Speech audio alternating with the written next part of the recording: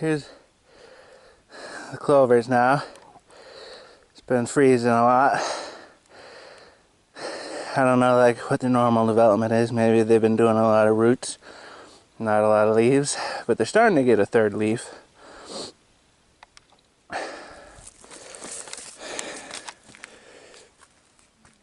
And the wheat, you kind of see, there's clovers over here, and then the green, kind of green starting here.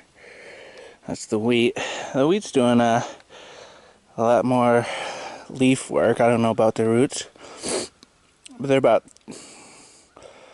3 inches, 2 to 3 inches, and some are, still sprouting, but covered in snow for 2 days and a lot of freezing weather. Just want to show that though. This is actually a concrete video. I try to video and get this concrete pour in earlier in the day, so that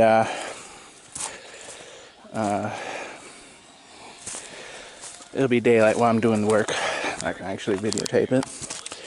Yeah, there's the old pad. This is the last half of it. Finally finished the prep work. I'm going to be ordering the stuff. Let's get a quick look at it before the pour.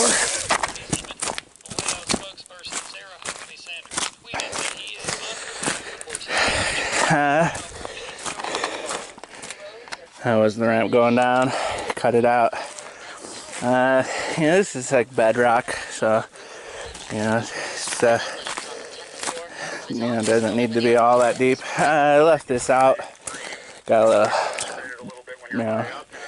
use the bucket to scoop out the water, and then the morning of or the night before, I'm gonna do up that last rebar, but this way I can get the water out when it rains.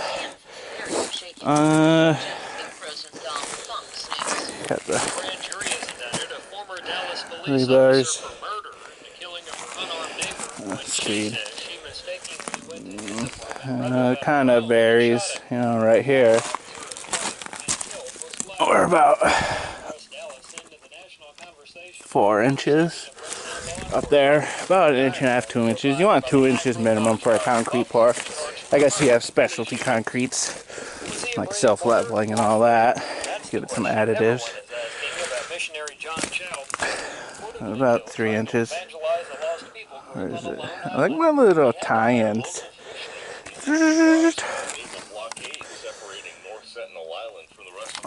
Yeah, so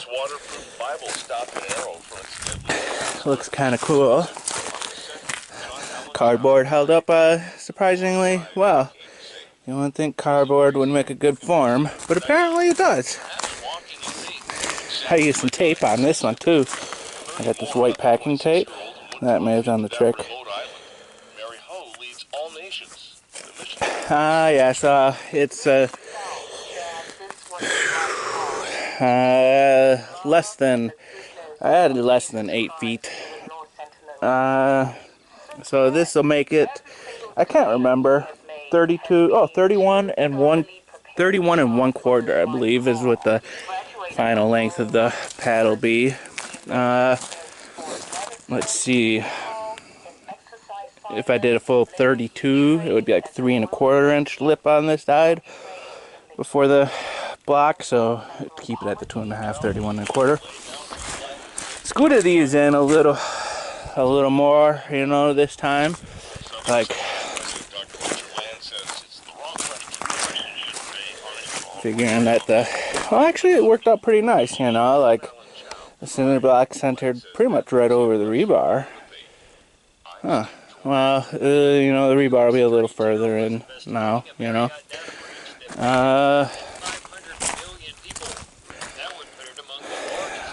yeah, so this is kind of the pre-pour. After the pour, pull forms, blah, blah, blah, put the tarp across.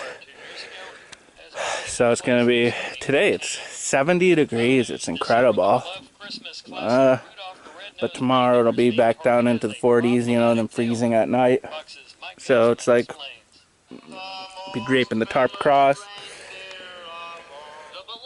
you know, 30 by 50, you know, so like the 30-foot going this way, and the 50-foot going that way. I got a propane heater, 20-pound propane tank with a heater, put that in there, over there,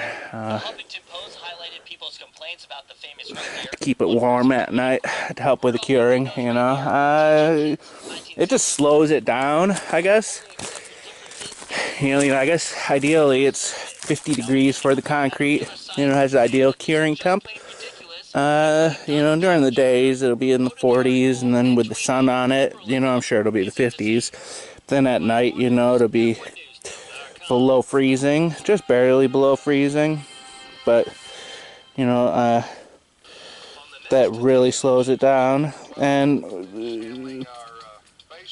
I don't know what 500 you know, this is 4,000 psi concrete I'm ordering, 6-inch slump, so it's kind of runny and, you know, somewhat structural grade, but nothing too crazy.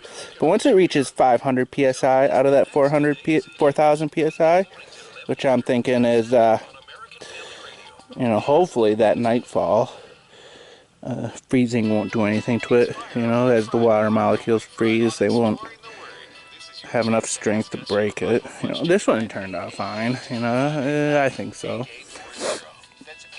Seems definitely hard enough.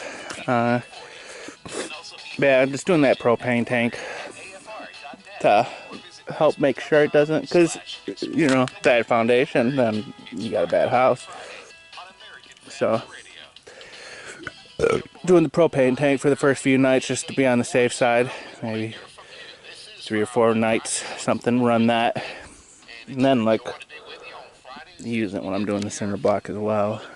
Extend the tarp up higher. I'm thinking do some tripods out of some sticks.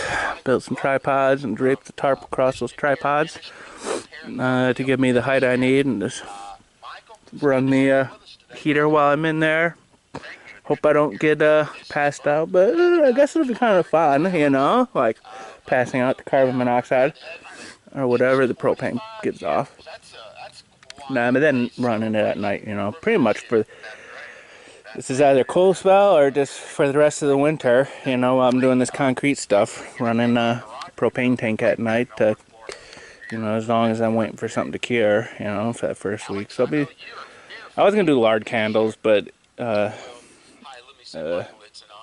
propane is just more efficient. You know, $15 for 5 pounds of propane, are pretty much $15 for, I don't know, $15 for 20 pounds of propane, or $15 for maybe 15 pounds of lard. You know, propane probably gives off more BTUs than lard. So, in a sense, it's just a work site, doesn't matter. Yeah, so this will be kind of me doing the actual screeding and putting in the brackets and blah blah blahs here on.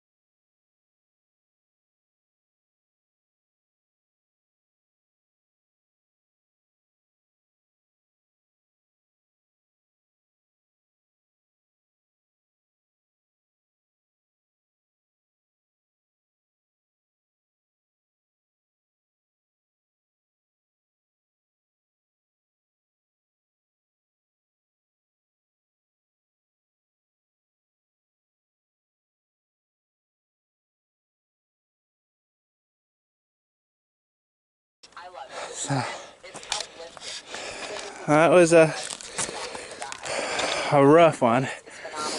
It's supposed to be a runny mix, ended up being solid dry mix. Got the stakes in every 16 inches. That's a 3/8 mortar gap in between the blocks. 2 post brackets, so that's where the footing was. So end post, 2 middle posts, and another end post.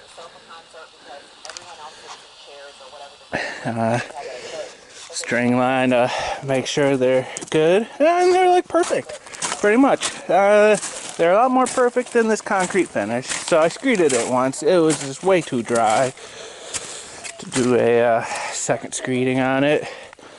I was having to, spray. So the hose, had to get the hose out to do this. I didn't think I was going to be able to. I was almost afraid that was just too much for me. My lungs are killing me now.